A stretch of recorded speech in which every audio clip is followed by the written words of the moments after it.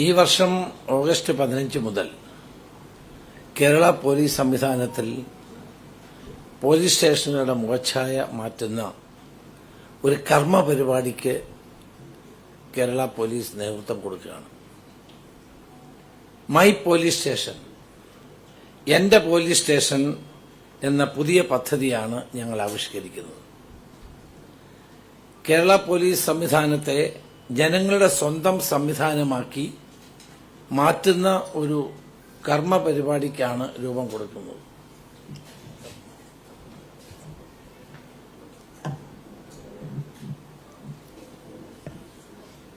കേരള പോലീസിനെ സംബന്ധിച്ചിടത്തോളം ഇതൊരു ചരിത്രപരമായ പരിവർത്തനമാണ്. ഒരുപക്ഷെ ഇന്ത്യയിൽ ആദ്യമായിട്ടായിരിക്കും പോലീസ് സ്റ്റേഷൻ കേന്ദ്രീകരിച്ചുകൊണ്ടുള്ള ഒരു പോലീസ് പരിഷ്കരണത്തിന് നേതൃത്വം കൊടുക്കുന്നത്. ജനങ്ങൾക്ക് കൂടുതൽ മെച്ചപ്പെട്ട സൗകര്യം നൽകാനും ജനാധിപത്യ പോലീസ് എന്ന സങ്കല്പത്തിലേക്കുള്ള ചുവടുവയ്പ്പാണ് മൈ പോലീസ് സ്റ്റേഷൻ പദ്ധതി കൊണ്ട് ഉദ്ദേശിക്കുന്നത്. എന്റെ പോലീസ് സ്റ്റേഷൻ എന്ന ഫീലിംഗ് എല്ലാ പൌരന്മാർക്കും ഉണ്ടാകുക, അവർക്ക് പോലീസ് സ്റ്റേഷനോട് ഒരു അറ്റാച്ച്മെന്റ് ഉണ്ടാകുക, അതുപോലെ പോലീസുകാർക്കും എന്റെ പോലീസ് സ്റ്റേഷൻ എന്ന വികാരത്തോടുകൂടി പ്രവർത്തിക്കാനുള്ള അവസരം നൽകുക. അപ്പോൾ പോലീസ് സ്റ്റേഷൻ ഫ്രണ്ട്ലി ആക്കുക എന്ന ലക്ഷ്യമാണ് ജനങ്ങളുടെ പരാതികളും ആവലാതികളും സമയബന്ധിതമായി തീർപ്പ് കൽപ്പിക്കുന്ന ഒരു സംവിധാനം ഇതോടൊപ്പം ഉണ്ടാക്കുക എന്നുള്ളതാണ് പ്രധാനപ്പെട്ട ലക്ഷ്യങ്ങൾ. ഓഗസ്റ്റ് 15 മുതൽ കേരളത്തിലെ പോലീസിൽ വരുത്തുന്ന ഒരു വലിയ മാറ്റമാണ് ഇതിന്റെ ഏറ്റവും പ്രധാന ഘടകം. കഴിഞ്ഞ LDF ഗവൺമെന്റ് കാലത്ത് സ്റ്റേഷന്റെ ചുമതല SHOമാരുടെ ചുമതല സർക്കിൾ ഇൻസ്പെക്ടർമാർക്കായിരുന്നു. പണ്ട് ഈ ചുമതല SIമാർക്കായിരുന്നു. ഞങ്ങൾ ഈ രണ്ട് കാലഘട്ടത്തിലെയും പ്രവർത്തനങ്ങൾ വിലയിരുത്താൻ DGPയുടെ നേതൃത്വത്തിൽ ഒരു കമ്മിറ്റി വെച്ചിരുന്നു. ആ കമ്മിറ്റി വളരെ വിശദമായ പരിശോധന നടത്തിയതിന്റെ വെളിച്ചത്തിൽ സ്റ്റേഷനുകളുടെ ചുമതല SIമാർക്ക് നൽകാനും CIമാർക്ക് 3-4 പോലീസ് സ്റ്റേഷനുകളുടെ സൂപ്പർവൈസറി പൊസിഷൻ നൽകാനും ഉള്ള ശുപാർശയാണ് ലഭിച്ചത്. ഗവൺമെന്റ് അത് അംഗീകരിച്ചു.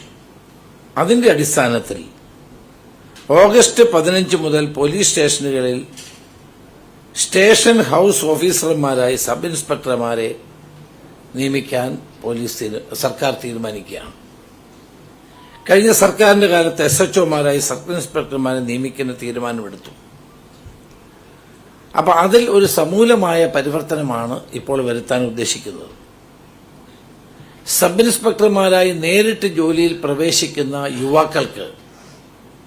യുവതികൾക്ക് പുതിയ ചുമതലകളും ഉത്തരവാദിത്തങ്ങളും ലഭിക്കുന്നത് അവരുടെ കാര്യക്ഷമതയെയും തീരുമാനമെടുക്കാനുള്ള കഴിവിനെയും ശക്തമാക്കുമെന്നാണ് DGP നൽകിയ റിപ്പോർട്ടിൽ പറയുന്നത്.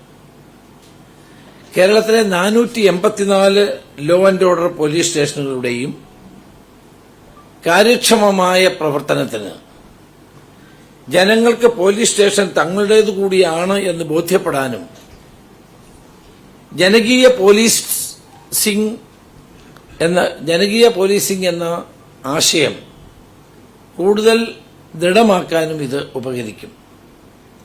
കേരളത്തിലെ 419 പോലീസ് സ്റ്റേഷനുകളിലാണ് ഓഗസ്റ്റ് 15 മുതൽ SHOമാരായി സബ് ഇൻസ്പെക്ടർമാരെ നിയമിക്കുന്നത്.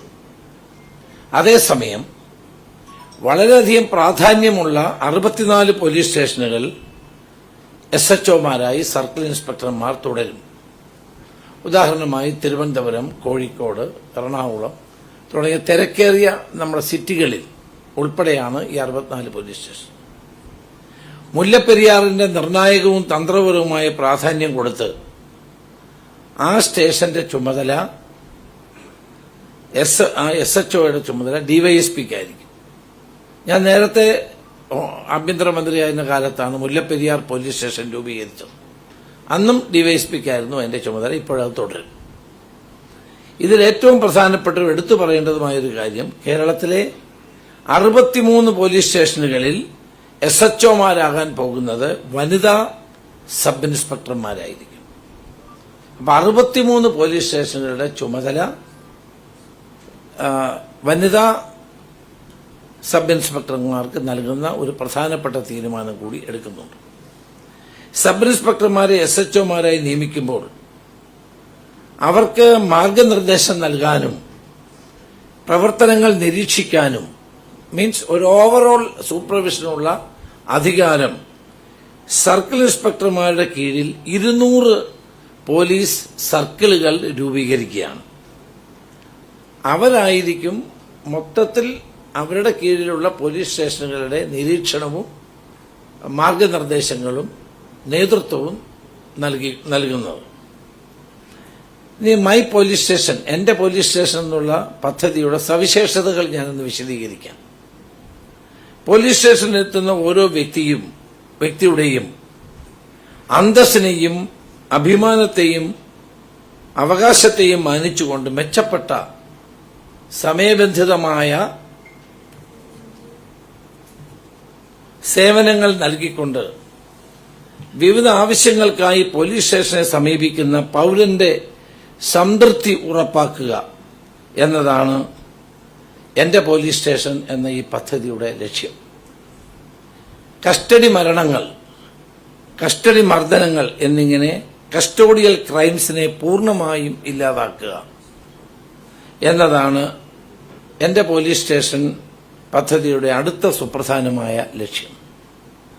ലോകത്തിലെ ഏറ്റവും അപരിഷ്കൃതമായ നടപടികളിലൊന്നാണ് കസ്റ്റോഡിയൽ ക്രൈംസ്.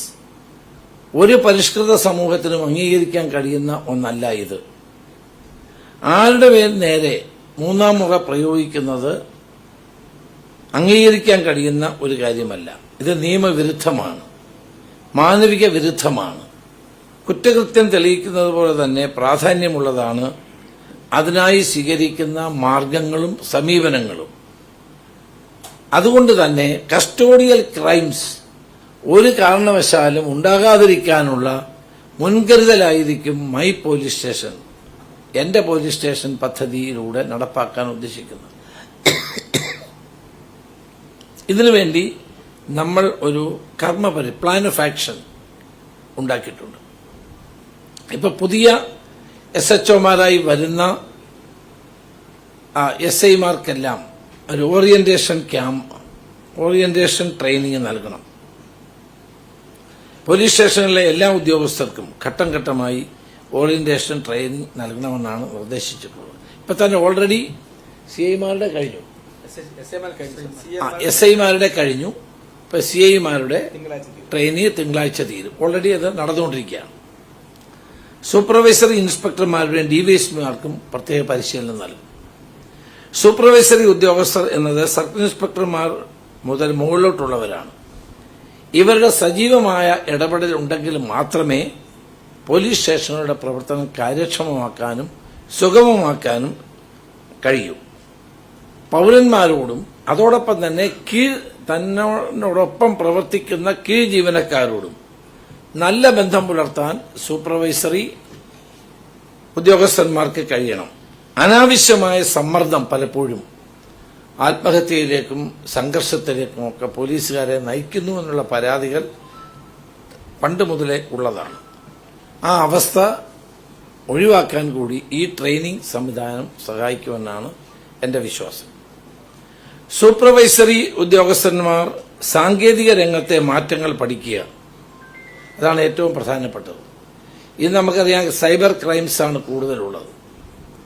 സൈബർ ക്രൈംസ് കൂടുന്നു, ആധുനിക സാങ്കേതിക വിദ്യകൾ ഉപയോഗിച്ചുകൊണ്ടുള്ള ക്രൈംസ് വർദ്ധിക്കുന്നു എന്നുള്ള വസ്തുത മനസ്സിലാക്കിക്കൊണ്ട് ഓരോ പോലീസുകാരും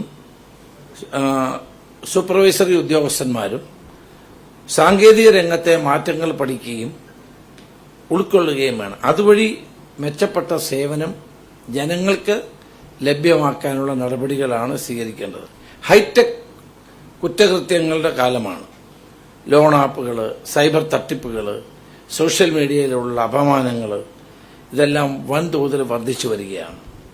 ഇതെല്ലാം കാര്യക്ഷമമായി കൈകാര്യം ചെയ്യാൻ പോലീസിനെ പ്രാപ്തമാക്കും. ഇതിനായി IG സെക്യൂരിറ്റി, അതാണ് ഏറ്റവും പ്രധാനം, ഇതിനായി IG സൈബർ സെക്യൂരിറ്റിയുടെ നേതൃത്വത്തിൽ ഇപ്പോഴൊരു പ്രത്യേക സംവിധാനം തന്നെ കാര്യക്ഷമമായി ശക്തിപ്പെടുത്താൻ തീരുമാനിക്കുകയാണ്. അങ്ങനെ അതുകൊണ്ട് ഇത്തരം ഫ്രോഡുകൾ കണ്ടെത്താനും ഇരകളാകുന്ന ആളുകൾക്ക് പൂർണ്ണമായ നീതി ഉറപ്പുവരുത്താനും കഴിയത്തക്ക നിലയിൽ ഈ IG സൈബർ സെക്യൂരിറ്റിയുടെ മേൽനോട്ടത്തിലുള്ള പ്രവർത്തനത്തിന് കഴിയുമെന്നുള്ള വിശ്വാസമാണ് ഞങ്ങൾക്കുള്ളത്. അതോടൊപ്പം തന്നെ നേരത്തെ തന്നെ കേരളം നടപ്പാക്കിയ ഒരു പദ്ധതിയാണ് കമ്മ്യൂണിറ്റി പോലീസ്. ആ കമ്മ്യൂണിറ്റി പോലീസ്, ജനമൈത്രി പോലീസ്, അത് നല്ല പ്രയോജനം ചെയ്ത ഒന്നാണ്. പക്ഷെ കഴിഞ്ഞ കുറെ കാലമായി അത് യാന്ത്രികമായ പ്രവർത്തനത്തിലേക്ക് ചുരുങ്ങുകയുണ്ടായി. വാസ്തവത്തിൽ കമ്മ്യൂണിറ്റി പോലീസ് ഇങ്ങനെ ഏറ്റവും പ്രധാനപ്പെട്ട ഘടകം ബീറ്റ് പോലീസാണ്. വീടുകളിൽ പോയി കാര്യങ്ങൾ അന്വേഷിക്കുക, പ്രായമായ ആളുകളെ സഹായിക്കുക, വിദേശത്തുള്ള ആളുകളുണ്ടെങ്കിൽ അവർക്ക് സഹായം കൊടുക്കുക, അങ്ങനെ രോഗികളും കിടപ്പ് രോഗികൾ ഉൾപ്പെടെയുള്ളവരുടെ സഹായം. അങ്ങനെ കമ്മ്യൂണിറ്റി പോലീസിംഗ് ഒരു നല്ല സ്കീമായിരുന്നു. ഞാൻ നേരത്തെ ആഭ്യന്തരമന്ത്രി ആയിരുന്നപ്പോഴും അതിനെ ശക്തിപ്പെടുത്താൻ തന്നെ നമ്മൾ നടപടി സ്വീകരിച്ചിട്ടുള്ളൂ. ഇപ്പോൾ അതിന്റെ പര്യാപ്തമായ നിലയിൽ കമ്മ്യൂണിറ്റി പോലീസിംഗിനെ ശക്തിപ്പെടുത്താൻ ഉള്ള തീരുമാനം കൂടി നമ്മൾ എടുക്കുകയാണ്. ഇതിനോടൊപ്പം തന്നെ ഒരു independent feedback, my police station അല്ലെങ്കിൽ എന്റെ പോലീസ് സ്റ്റേഷൻ പദ്ധതിയുടെ ഒരു പ്രധാന ഘടകം എന്ന് പറയുന്നത് ഒരു ഫീഡ്ബാക്ക് ശേഖരിക്കാനുള്ള സംവിധാനം.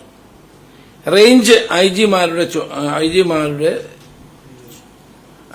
DIGമാരുടെ ചുമതലയിലുള്ള ഓരോ സ്റ്റേഷനിൽ നിന്നും ഫീഡ്ബാക്കുകൾ ശേഖരിക്കാം. അപ്പൊ DIGമാർ എന്ത് ചെയ്യണം? അവരുടെ കീഴിലുള്ള ഓരോ പോലീസ് സ്റ്റേഷനിൽ നിന്നും ഫീഡ്ബാക്ക് എടുക്കുക, വിവരങ്ങൾ മനസ്സിലാക്കുക. എത്ര പെറ്റീഷൻ വരുന്നു, എത്ര പെറ്റീഷൻ ഡിസ്പോസ് ചെയ്യുന്നു, ആളുകളോട് എങ്ങനെ പെരുമാറുന്നു, ഈ തരത്തിലുള്ള ഫീഡ്ബാക്കുകൾ കുറ്റകൃത്യങ്ങളെ സംബന്ധിച്ചുള്ളതും തെളിയിക്കുന്നതിനെ സംബന്ധിച്ചതുമായ കാര്യങ്ങൾ സ്വീകരിക്കുക. അത് വിലയിരുത്തിക്കൊണ്ട് പ്രത്യേകമായ നിർദ്ദേശങ്ങൾ അതാത് പോലീസ് സ്റ്റേഷനിലെ SHOമാർക്കും പോലീസ് ഉദ്യോഗസ്ഥന്മാർക്കും നൽകുക എന്നുള്ളതാണ് ഈ മൈ പോലീസ് സ്റ്റേഷൻ, എന്റെ പോലീസ് സ്റ്റേഷൻ എന്ന ഈ പ്രോജക്റ്റിന്റെ ഏറ്റവും പ്രധാനപ്പെട്ട കാര്യം. പലപ്പോഴും ഈ ഫീഡ്ബാക്കുകൾ കിട്ടാത്തത് കൊണ്ട് പോലീസ് സ്റ്റേഷനിൽ എന്താണ് നടക്കുന്നതെന്ന് ആർക്കും വിലയിരുത്താൻ കഴിയാത്ത അവസ്ഥയുണ്ട്. അപ്പോൾ ഇത് ഈ എന്റെ പോലീസ് സ്റ്റേഷൻ സ്കീമിലൂടെ അതിന്റെ പ്രോപ്പറായിട്ടുള്ള വിലയിരുത്തൽ ഉണ്ടാകും. അതോടൊപ്പം തന്നെ സംസ്ഥാന പോലീസ് മേധാവിയുടെ നേതൃത്വത്തിൽ ADGP ലോ ആൻഡ് ഓർഡർ ആയിരിക്കും മൈ പോലീസ് സ്റ്റേഷന്റെ കോർഡിനേറ്റർ. CP വിജയൻ ആയിരിക്കും അതിന്റെ കോർഡിനേറ്റർ. സംസ്ഥാന പോലീസ് മേധാവി ഈ പദ്ധതിയുടെ പ്രതിമാസ പ്രോഗ്രസ് റിപ്പോർട്ട് സംസ്ഥാന ഗവൺമെന്റിന് സമർപ്പിക്കും. അതാണ് ഇതിന്റെ ഒരു ഘടന എന്ന് പറയുന്നത്. അതുപോലെ തന്നെ ഞങ്ങൾ ഈ പോലീസ് സ്റ്റേഷനിലുള്ള ഏറ്റവും വലിയ പരാതി വരുന്നത് പലപ്പോഴും ഒരു പരാതി കൊടുത്തിട്ട് പരിഹാരം ഉണ്ടാവുന്നില്ല. ഈ ആളുകൾ വീണ്ടും വീണ്ടും ഈ പരാതിയുടെ പുറകെ നടക്കും.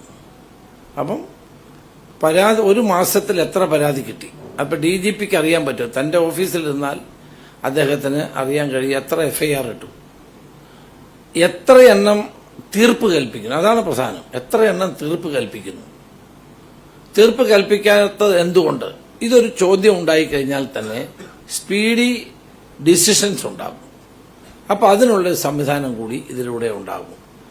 ആളുകൾ, സാധാരണ ജനങ്ങൾ ഒരു പോലീസ് സ്റ്റേഷനിൽ പരാതിയുമായി ചെന്നു കഴിഞ്ഞാൽ അവർ ആ പരാതികൾ പരിഹരിക്കാനുള്ള നടപടികൾ ഉണ്ടാകുക എന്നുള്ളതാണ് ഏറ്റവും പ്രധാനപ്പെട്ടത്. അതിനുള്ള പ്രത്യേക സംവിധാനം ഉണ്ടാകും. ഒക്ടോബർ 2 മന്ത്രിയുടെ ഓഫീസ് പൂർണ്ണമായും ഹൈടെക് ആക്കാൻ തീരുമാനിച്ചിട്ടുണ്ട്. എനിക്ക് കിട്ടുന്ന പരാതികൾ കൃത്യമായി അതിന് പരിശോധിച്ച് തീരുമാനമെടുക്കാനും അത് ആളുകളെ അറിയിക്കാനുമുള്ളൊരു നൂതന സംവിധാനം കൂടി, അത് ഞാൻ പിന്നീട് നിങ്ങളോട് പറയാം, ഒരു നൂതന സംവിധാനം കൂടി ഒക്ടോബർ 2 നിലവിൽ വരാൻ പോവുകയാണ്. കാരണം നമുക്കൊരു പരാതി തന്നിട്ട് പിന്നെയും വരുന്ന ആളുകൾ എന്താ പറയുന്നത്? സാർ, അന്ന് ഞാൻ പരാതി തന്നിരുന്നു, ഒന്നും ആയില്ല. അപ്പം പൊതുജനങ്ങൾക്ക് പരാതി നൽകിയാൽ അവർക്ക് സേവനം ലഭ്യമാക്കാൻ കഴിയുന്ന സാഹചര്യങ്ങൾ ഉണ്ടാക്കുക. ചിലതിന് നമുക്ക് സാഹചര്യം ഉണ്ടാക്കാൻ പറ്റില്ല, കാരണം കോടതി കിടക്കുന്നതായിരിക്കും, പലതരത്തിലുള്ള ബുദ്ധിമുട്ടുകൾ ഉണ്ടാകും. പക്ഷെ പരാതി തരുന്ന ആളുകൾക്ക് യഥാർത്ഥത്തിലുള്ള പരാതി സോൾവ് ചെയ്ത് അവരെ അറിയിക്കുക എന്നുള്ളതൊരു ജനാധിപത്യത്തിലെ ഒരു പ്രധാനപ്പെട്ട ഘടകമാണ്.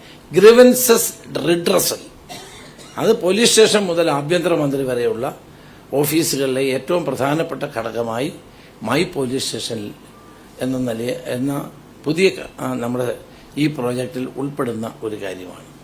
എങ്കിൽ മാത്രമേ പോലീസ് സ്റ്റേഷനെ പറ്റിയുള്ള പോലീസിലുള്ള ജനങ്ങളുടെ വിശ്വാസം ശരിയാവുകയുള്ളൂ, പോലീസിന്റെ പ്രവർത്തനം കാര്യക്ഷമമാവുകയുള്ളൂ. അതോടൊപ്പം തന്നെ അതിനു വേണ്ടിയിട്ടുള്ള പ്രത്യേക ട്രെയിനിങ് ഇപ്പോൾ നടത്തിക്കൊണ്ടിരിക്കുകയാണ്. ട്രെയിനിങ് അതിനനുസരിച്ചുള്ള ട്രെയിനിങ് ആണ് ഇപ്പോൾ നൽകിക്കൊണ്ടിരിക്കുന്നത്. ഇതിനനുസരിച്ച് ഞങ്ങൾ പോലീസ് ട്രെയിനിങ്ങിലും കാര്യമായ മാറ്റങ്ങൾ വരുത്താൻ ഉള്ള നിർദ്ദേശം DGPക്ക് നൽകിയിട്ടുണ്ട്. അദ്ദേഹം തന്നെ ഇപ്പോൾ ആ സിലബസ് ഉൾപ്പെടെയുള്ള കാര്യങ്ങൾ പരിശോധിച്ചുകൊണ്ടിരിക്കുകയാണ്. ഒരു പോലീസുകാരന് കൊടുക്കേണ്ട ട്രെയിനിങ്ങിനകത്ത് ഇതെല്ലാം ഉൾപ്പെടുത്തി മുന്നോട്ട് പോകേണ്ടതും ആവശ്യമാണ്. അപ്പം ഇന്ത്യയിൽ തന്നെ ആദ്യമായിട്ടാണ് പോലീസ് സ്റ്റേഷൻ സെൻട്രിക് റിഫോം എന്ന് പറയുന്നത്. ആ റിഫോമിലൂടെ ജനങ്ങൾക്ക് പരമാവധി സൗകര്യമൊരുക്കി കൊടുക്കുക എന്നുള്ളതാണ് ഞങ്ങളുടെ ലക്ഷ്യം. അതുപോലെ കേരളത്തിലെ 484 പോലീസ് സ്റ്റേഷനുകളും ഇപ്പം നവീകരിച്ചുകൊണ്ടിരിക്കുകയാണ്.